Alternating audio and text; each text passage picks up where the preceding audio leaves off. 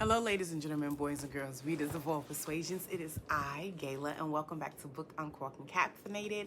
It is Sunday, June 6th. Is after the holiday, so to speak. And these are my June reads for the month. This is actually coming off the first full week of being out of school and just sitting by the pool and reading some books. So I managed to read within the month, even though I was still going back and forth to work. 10 books. All of them were fiction, romance, contemporary reads, and that's because I just had a really hard year in the education system, and I just wanted to read some things that was just, you know, mindless but still fed the soul of reading. So let's get started with the 10 books I read. So I read 4 books physically, and then I read 6 books, using Audible. And so let me get started. I'll start with the physical books since they're here, and then I'll pop up pictures of the Audible books I read. So the first book that I read was Tati Richardson. I did an entire video and mini review of this. This was excellent. I'm currently trying to read her backlist. I enjoyed her writing and looking forward to reading more from her. This is about a middle-aged couple, magical realism, finding love again, not the average size, wearing glasses, all the things that people would tell you that society will tell you that is different. And I like the fact that Tati addressed those issues. And so this was a great read for me. The second read was by A.H. Cunningham, Miss V's Hot Girl Summer. This came out this year.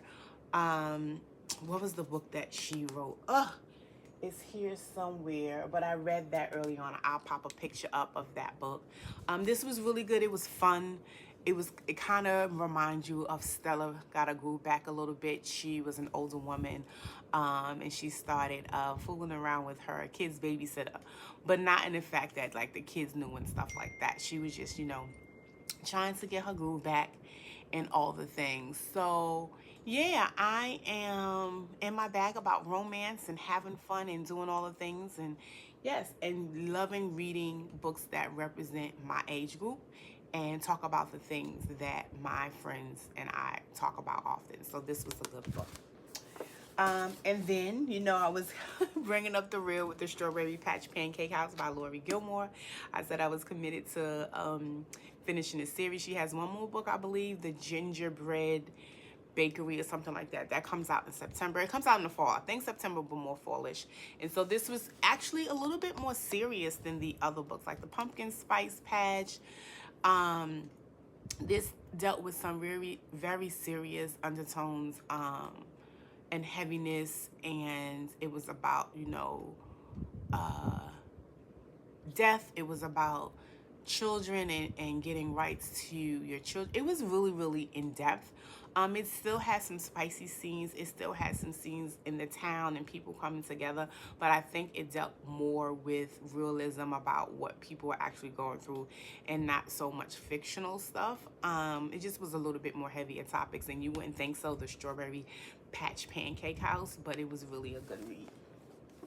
The next one was A Low Country Bride, and I refuse to butcher this author's name. Last name is Williams. You'll see it up on the screen. A Low Country Bride, and this was one of the books that I got from the Dollar Tree, actually, and it's a series, and I did not know this.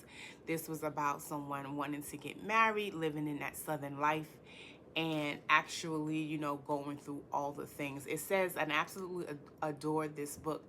The love story begins slowly like a delicious low country boil, but heats up to the perfect ending. And it really was. A person, she moved from the city, she moved back to help with some things, with a wedding, and got caught up with, the town's love interest. So this was a good book. While reading this book, I did a little backstory and research, and I found that there's more books. So there's another book that's coming out, but there was an in-between book, and that book is A Sweet Low Country Proposal. So this is about another young lady in the time that was proposed to, And so I don't remember much about that book. I did that on audio, and I did a lot of it going back and forth towards the end of the school year. I'll pop a picture up of what the book cover looks like. So then, in between all of that, I had to finish Capone. I started Capone. I guess I started it this month, like the very beginning of the month. So I did Capone 1, 2, and 3. And what everyone said about it was exactly true. It was hot, it was spicy, it was all the things. But Capone, even though he was involved in the streets, he loved his family. He did everything for his family. He did not play about his family. And it showed each and every moment of it. And it ended well, because sometimes stories like that don't end well. Like somebody like Capone would go to jail, get shot, all the things.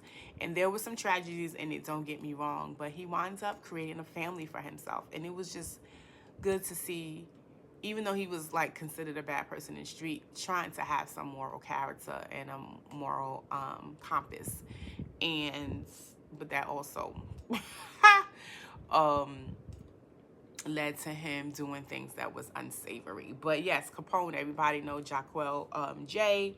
She's doing her thing. So yes, I'm going to continue with Capadonna and then with Capri. So those will be sprinkled in, you know, also when I'm doing my reads or anticipated reads.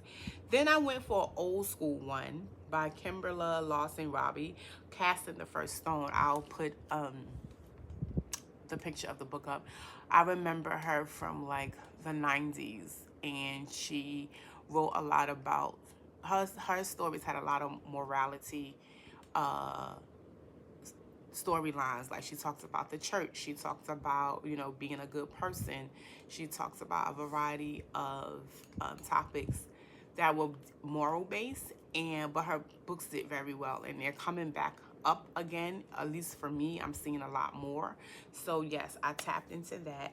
And then a new kind of newish author to me is Kimberly Brown. She wrote Expiration Dates, and that was a good like romance. It was about this young lady who went on all these dates, but she always gave it an expiration because her last boyfriend did her super dirty. He cheated on her like throughout the entire relationship, and winds up having a baby with the young lady he was cheating with, and then also he married her. So she is like stoned. She doesn't believe in love anymore. She was like, this is a farce. I'm going to date for what I need, and that's it. And so she would date people for a few weeks, a couple of months, and then she always took them to this particular restaurant to break up with them. And her last date didn't go well. They both got thrown out. But the owner of the restaurant recalls seeing her and knew what she was doing every time she came into the restaurant. And so he, you know, badgered her a little bit, and but they actually became an item. And he was like, you ain't gonna expiration date me. And so they started dating. And at first she didn't know he was the owner of the club.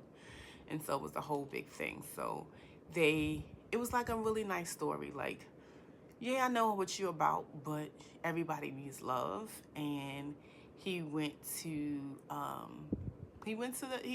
bat for her. And so his family at first was like, nah, she not it. And he was like, nah, she it. And so it worked out well for them. So those were my 10 books for the month. Let's see what Storygraph said. How many pages was that? I really don't get into all of that. It says 3,132 pages. So I guess that's good. Yeah. And it said, like I said, it said all fiction books, romance, contemporary, and all of the things. So I am doing a book author study with Adichie, and I'm currently reading Purple Hibiscus. So I'm going to try to read through all of her novels during the month of June. And they're deep, heavy thickums, so I probably won't be doing so much reading in between. And plus I'm home, so I'm able to like just sit down and get through them. So yeah, that's what I'm looking forward to for the month of July. Sorry, I'm doing other study for the month of July. And so yeah, I would be by the pool, reading all the things, doing all the things, drinking all the drinks, eating all the fruit, and enjoying my summer. So like, comment, subscribe, share, do all the things, and I will see you in the next video. Bye.